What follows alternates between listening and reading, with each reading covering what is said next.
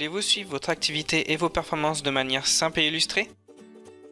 Alors n'hésitez pas à utiliser la fonctionnalité Tableau de bord dans l'application Dynamics 365.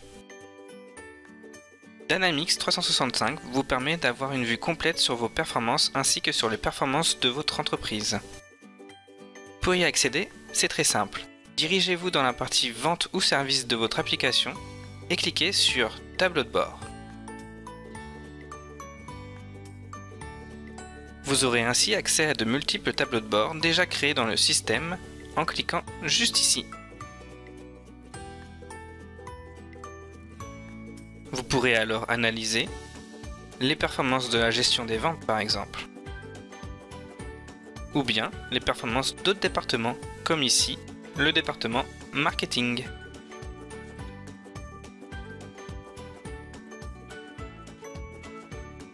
Vous aurez ainsi accès à de multiples indicateurs clés de performance illustrés à l'aide de graphiques.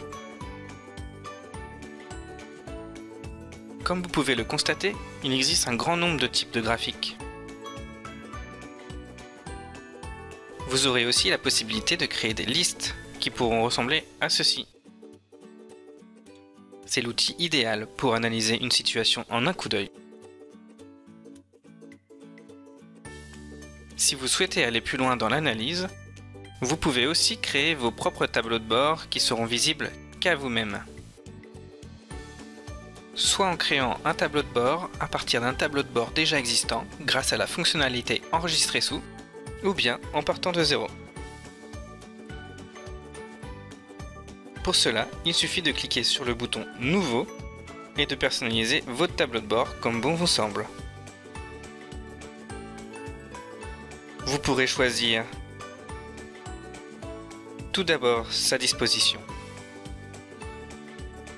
2, 3, 4 colonnes. Choisissez votre disposition adéquate. Ici, nous allons choisir une disposition à 2 colonnes. Ensuite, donnez un nom à votre tableau de bord, comme ceci. Je vais choisir mon tableau de bord personnel. Bien sûr, n'oubliez pas d'enregistrer vos modifications.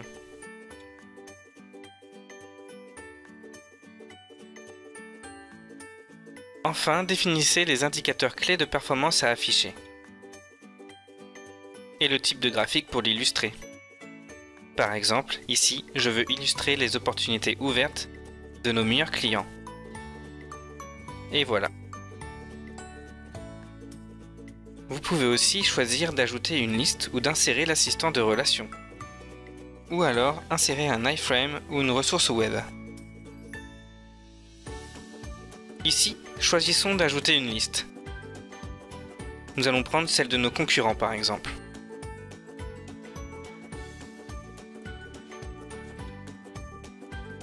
La voici.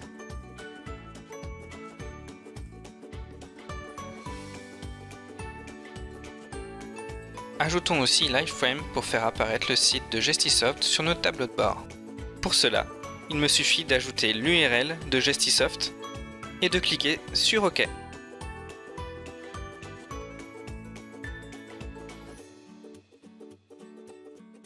Vous pouvez aussi agrandir ou diminuer la largeur ou la hauteur d'une zone de graphique.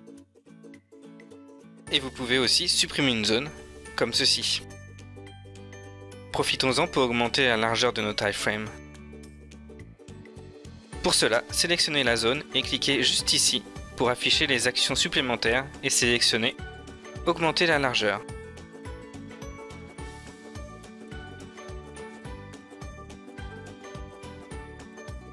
Enfin, enregistrer. Maintenant que votre tableau de bord est prêt, cliquez sur Enregistrer, puis Fermer. Et une fois sauvegardé, vous pouvez définir votre tableau de bord par défaut en cliquant simplement sur ce bouton. Vous pouvez aussi accéder à votre tableau de bord dans la section Mes tableaux de bord, qui se trouve juste ici. Maintenant, vous savez comment utiliser cette fonctionnalité et surtout comment la personnaliser. Si cette vidéo vous a plu, n'hésitez pas à la liker et à la partager. Vous pouvez aussi regarder nos autres vidéos pour connaître les autres fonctionnalités qu'offre Dynamics 365, comme par exemple la fonctionnalité recherche avancée et export de données.